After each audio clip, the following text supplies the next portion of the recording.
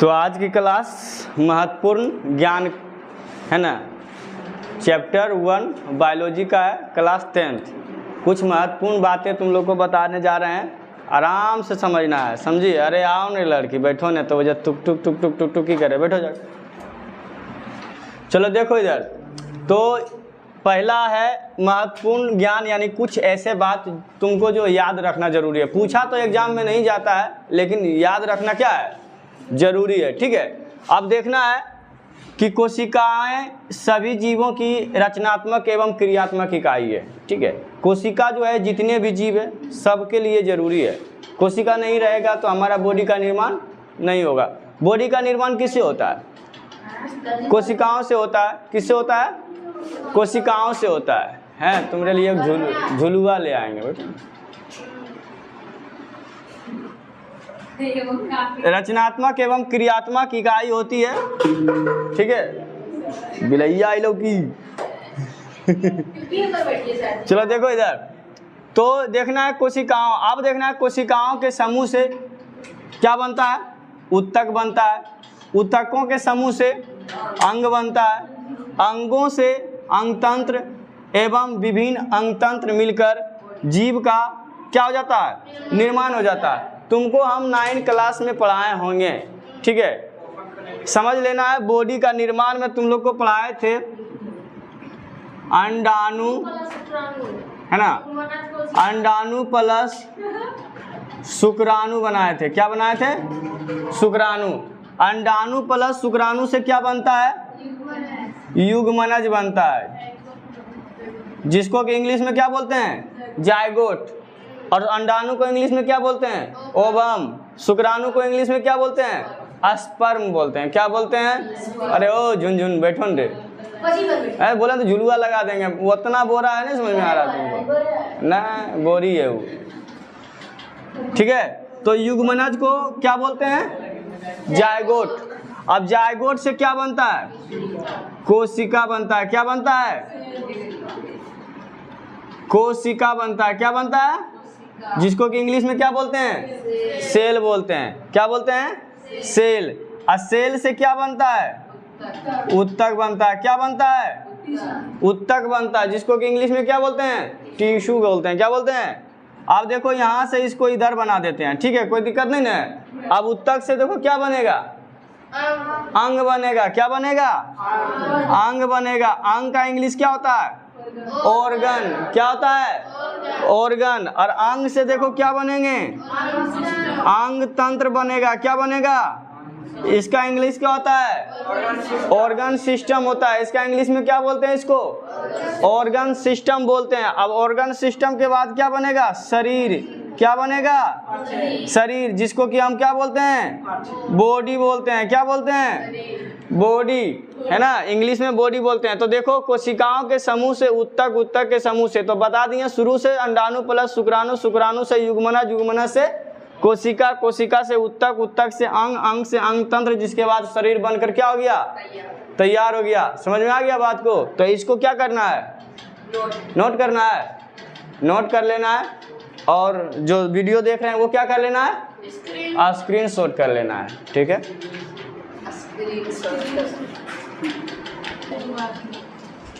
चलो तो है आगे देखना है। क्वेश्चन आपके सामने है ना, कहाँ पे? बोर्ड पे है ना। तो कैमरामैन क्या करना है? फोकस करना है। आप देखना, क्वेश्चन है प्रकाश संश्लेषण क्या है? क्या है? प्रकाश संश्लेषण क्या है, इसको समझना है। ठीक है, हाँ तो क्या कहने है? हाँ, बढ़िया से बैठो, शुद्ध बैठो ना, शुद्धिकरण करके। क्या ये मिर्जापुर बना के रखा है इसको। चलो देखो, ये प्रकाश संश्लेषण क्या है। ठीक है, तो समझना प्रकाश संश्लेषण क्या है। तो जिस प्रक्रिया के द्वारा पौधे अपना भोजन तैयार करते हैं, है ना। कल भी परसों वाला क्लास में बता रहे थे, कल छुट्टी था ना, है ना। तो परसों वाला क्लास में तुम लोग को बता रहे थे कि प्रकाश जो है अपना भोजन क्या बनाते हैं, पौधे जो है अपना भोजन क्या बनाते हैं? स्वयं बनाते हैं। और जिसमें कि बताए थे क्लोरोप्लास्ट और क्लोरोफिल। तो क्लोरोप्लास्ट कहाँ पाया जाता है? क्लोरोप्लास्ट में क्या पाया जाता है? क्लोरोफिल। क्लोरोफिल की वजह से बताए थे कि पेड़ पौधे की पत्तियां कैसा होता है? नीला, हरा होता है। कैसा होता है?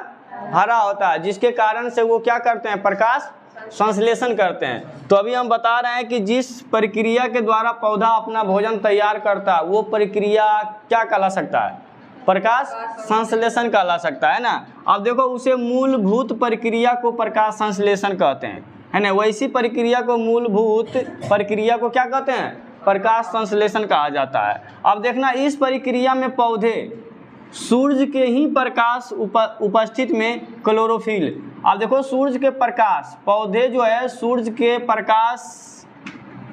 प्रकाश के उपस्थित में, सूर्य के क्या लिखा दिए, सूर्य के प्रकाश, है ना। तो सूर्य के प्रकाश उपस्थित में क्लोरोफिल होना चाहिए। बोल रहा है कि अगर पौधा खाना बनाएगा तो खाना बनाते समय उसको क्या क्या आवश्यकता पड़ेगा, है ना। पौधे को खाना बनाने का आवश्यक सामग्री क्या होता है, ठीक है। तो सबसे पहले तो होना चाहिए क्या, सूर्य का प्रकाश होना चाहिए। क्या होना चाहिए, सूर्य के प्रकाश, जिसके बाद क्लोरोफिल होना चाहिए। क्या होना चाहिए, क्लोरोफिल। क्या होना चाहिए, क्लोरोफिल। जिसके बाद CO2 होना चाहिए, जिसके बाद H2O होना चाहिए। अब ये सब तीन कितने चीज़ है, 4 गो है, इसकी मदद से अपना भोजन तैयार कर लेते हैं, है ना। पौधा क्या करता है, अपना भोजन तैयार कर लेता है। अब देखो हम लोग को भी खाना बनाने के लिए क्या चाहिए जी, उसी तरह से इसको भी चाहिए। हम लोग को खाना बनाने के लिए सबसे पहले क्या चाहिए शिवम, क्या चाहिए, आग जलाने के लिए आग चाहिए कि सबसे पहले ऑक्सीजन चाहिए। ऑक्सीजन रहेगा तभी ना आग जलेगा, पहले आदमी रहना चाहिए। अरे आदमी तो छोड़ो ना, हम बोल रहे हैं तो हम आदमी है कि तुमको जानवर नजर आ रहे हैं, तो ऑक्सीजन भी छोड़िए, है ना। अब यहाँ देखो पौधा दिया है क्या, पौधा दिया है क्या, सूरज के प्रकाश, हम बताएं कि पौधे, ठीक है। देखो इधर तो अपना भोजन क्या बनाते हैं, स्वयं बना लेते हैं। अब देखना जैसे में हरे पेड़ पौधों में प्रकाश संश्लेषण क्रिया करने की क्षमता होती है, हरे पेड़ पौधे में प्रकाश संश्लेषण, हम बताएं ना कि वैसा पौधा प्रकाश संश्लेषण करेगा जो कि कैसा होता है, हरे होते हैं। क्या होते हैं, हरे होते हैं। हरे की वजह से वो प्रकाश संश्लेषण करता है। ये सत्य है या वो सत्य क्या, तो सत्य क्या है, जिसमें क्लोरोफिल रहेगा। क्लोरोफिल की वजह से वो हरा होता है। बताओ क्लोरोफिल की वजह से क्या होता है, तो वो जब तक ले तो क्लोरोफिल नहीं रहेगा तो वो हरा नहीं रहेगा। तो सत्य है कि वो सत्य, सत्य है। प्रकाश संश्लेषण कब करेगा, जब उसमें क्या रहेगा, क्लोरोफिल। हाँ जी हम तो बता रहे हैं, ठीक है। अब देखना है कुछ पौधे जो प्रकाश संश्लेषण की क्रिया नहीं कर पाते हैं। कुछ ऐसे पौधे होते हैं जो कि प्रकाश संश्लेषण की क्रिया नहीं कर पाते हैं, वे मृत जीवी या परजीवी होते हैं। तो जो कि नहीं कर पाते हैं वैसे पौधे मृत जीवी होते हैं या फिर परजीवी होती है।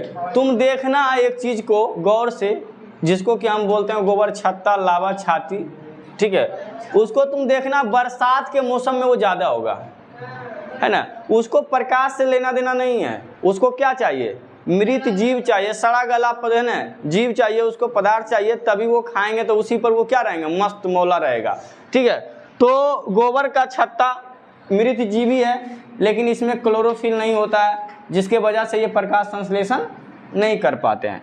अब देखना अमरबेल का पौधा, जिसमें कि हम बताए थे अमरबेल होते हैं, कई पौधे पर जाके तुमको मिल जाएगा, कई पौधे ऐसे होंगे जिस पर कि तुमको अमरबेल मिलेगा। वो परजीवी होते हैं, दूसरों पर रहते हैं आश्रित, है ना, दूसरे का खाना चुरा लेते हैं, उसी को परजीवी हम आगे पिछले क्लास में बोल चुके हैं, पढ़ा चुके हैं, ठीक है। परजीवी परपोषण, जिसको नहीं पता है वो तो जाकर पीछे वाला वीडियो में देख सकते हैं, ठीक है। तो अमरबेल का पौधा ये परजीवी होता है, ये भी प्रकाश संश्लेषण नहीं करता है। क्या करता है, नहीं करता है। तो यहाँ तक किसी को प्रॉब्लम है नहीं है ना, तो इसको क्या करना है, नोट करना है और स्क्रीनशॉट करना है।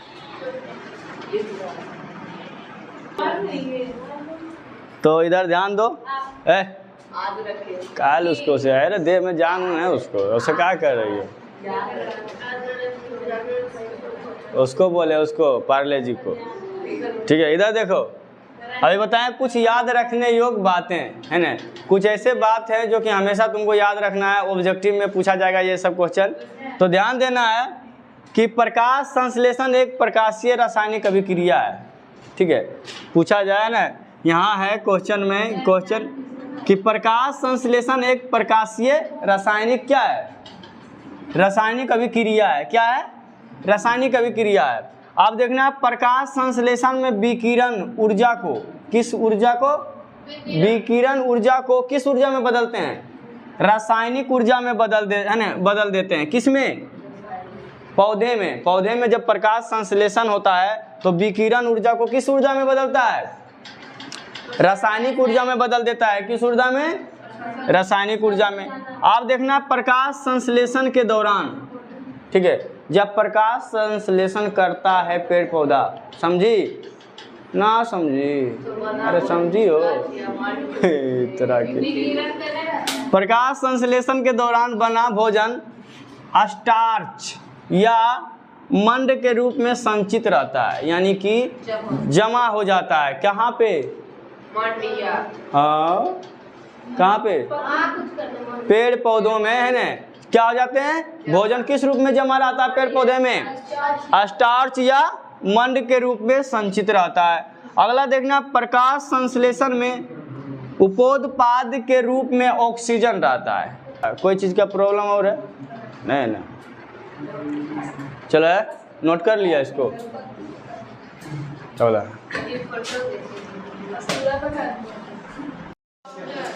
चलो है, देखो उसके आगे समझना है, कुछ याद है, हल्ला मत करो, कुछ याद जो है करने योग्य बातें में कुछ बता रहे थे।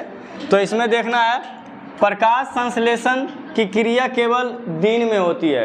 पेड़ पौधा जो है प्रकाश संश्लेषण कब करता है, कब करते हैं, दिन में, रात में कभी नहीं करते हैं, है ना, रात में नहीं करते हैं। ठीक है, तो प्रकाश संश्लेषण की क्रिया केवल दिन में होती है, रात में नहीं होती है।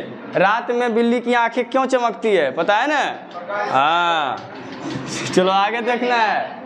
अब देखना है प्रकाश संश्लेषण की क्रिया के द्वारा ही वायुमंडल में ऑक्सीजन का संतुलन बना रहता है। कह रहा है कि प्रकाश संश्लेषण की क्रिया के द्वारा, जब प्रकाश संश्लेषण होगा तभी वायुमंडल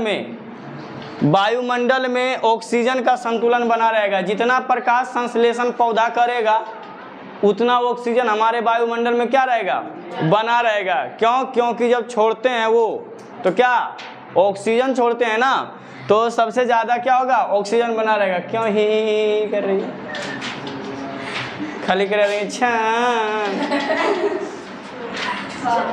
चलो देखो इधर, तो प्रकाश संश्लेषण की प्रक्रिया शुरू से अंत तक क्लोरोप्लास्ट में ही होती है। पूछेगा कि प्रकाश संश्लेषण की क्रिया जो होती है कहाँ होती है ना, तो क्लोरोप्लास्ट में होता है। कहाँ होता है? क्लोरोप्लास्ट में होता है। कहाँ होता है?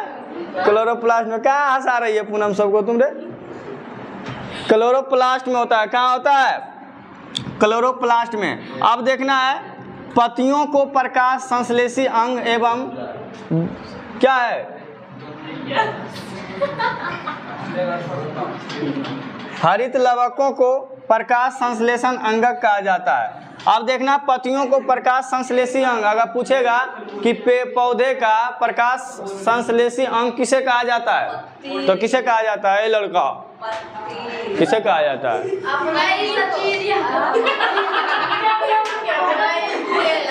ठीक है,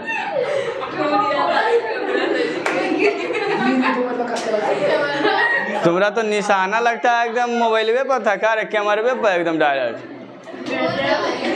ये पार्लेजी खा के मोबाइल तोड़ देगी मेरा।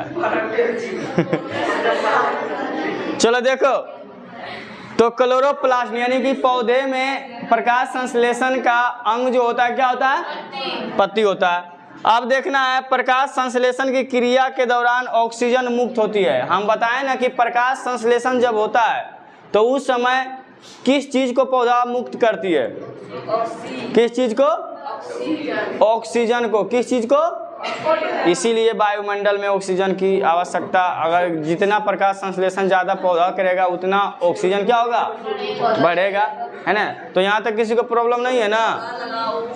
दिक्कत तो है। छान चलो है, ध्यान से समझो इधर, है ना। इसी में और कुछ याद रखने योग्य बातें हैं, ठीक है। समझना है इसको। कह रहा है कि पत्तियों की बाहरी त्वचा, पत्ती का जो बाहरी आवरण होता है क्या होता है?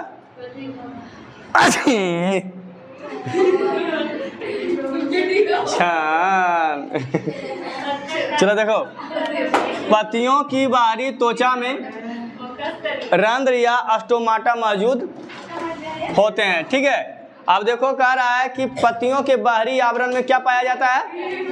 रंध्र या स्टोमाटा। स्टोमाटा जिसको कि हम बोल सकते हैं छिद्र बोल सकते हैं, क्या बोल सकते हैं? छिद्र बोल सकते हैं। ये कहाँ पाए जाते हैं? पत्तियों के बाहरी आवरण में पाया जाता है। पूछेगा कि रंध्र या स्टोमाटा पत्तियों में कहाँ मौजूद होते हैं? तो कहाँ? बाहरी आवरण यानी कि ऊपरी परत में। ठीक है, नहीं तो तुम एक पत्ती तोड़ लेना कोई भी चीज़ का। ठीक है, जिधर से लाइट आता है ना उधर लाइट की तरफ ऐसे करना, तो उसमें तुमको बहुत छोटा छोटा क्या दिखेगा? छिद्र दिखेगा। ठीक है, तो ये हो गया। अब देखना, इन्हीं रंध्रों के द्वारा यानी कि इन्हीं छिद्र के द्वारा पत्तियां जो होते हैं CO2 को ग्रहण करती है। यानी CO2 को क्या करते हैं? ग्रहण करते हैं, और O2 को क्या करते हैं? छोड़ती है। किसके द्वारा? रंध्र के द्वारा। किसके द्वारा? रंध्र के द्वारा पत्तियां CO2 को छोड़ती है और ऑक्सीजन को छोड़ती है, CO2 को ग्रहण करती है। ठीक है, CO2 को ग्रहण करती हैं, O2 को क्या करता है? छोड़ता है। अब देखना है, प्रकाश संश्लेषण प्रक्रिया में जब पौधा प्रकाश संश्लेषण करते हैं, ठीक है, तो पौधों का रंग उतना ही महत्व नहीं रखता, केवल उनकी पत्तियों में क्लोरोफिल होना चाहिए। अभी हम क्या बताएं कि पौधों की पत्तियां हरा है या नहीं है उस पर निर्भर नहीं रहता है ना। यानी कि पत्तियों में क्या होना चाहिए? क्लोरोफिल होना चाहिए, तभी वो प्रकाश संश्लेषण करेंगे, अन्यथा नहीं करेंगे। यानी कि पत्तियों के हरा होने का कोई गारंटी नहीं है कि वो क्लोरोफिल यानी कि प्रकाश संश्लेषण करेगा। वैसा होना चाहिए जिसमें कि क्लोरोफिल रहता है। ठीक है, क्या है? रहता है। अब देखना, क्लोरोफिल अणुओं को प्रकाश संश्लेषी इकाई कहते हैं। कह रहा है कि क्लोरोफिल जो है अणुओं को प्रकाश संश्लेषी इकाई कहते हैं। अब देखना है, प्रकाश संश्लेषण की क्रिया 2 चरणों में होती है। प्रकाश संश्लेषण की क्रिया जो होती है, जो कार्य होता है, वो कितने चरणों में होते हैं? 2 चरण में होते हैं, है ना। पहला चरण है प्रकाशीय अभिक्रिया, है ना, प्रकाशीय अभिक्रिया, जब प्रकाश होगा तब। दूसरा होगा वो प्रकाशीय अभिक्रिया कहलाता है, जिसमें कि दूसरा वो प्रकाशीय अभिक्रिया है। तो 2 चरण में होते हैं। कितने क्रिया में होते हैं? 2 क्रिया, एगो प्रकाशीय और दूसरा वो प्रकाशीय अभिक्रिया। क्या हिमांशु? हिमांशु नहीं, प्रियांशु। प्रियांशु लेकिन एक गजब किया, देख के मजा आया। अब उसको पूछे कहाँ दर्द करता था, कहता यहाँ। कौन सी कर रहा था? यहाँ पर कमरिया पकड़ के कर रहा था, कमर करे लच लच हो गया ना रे।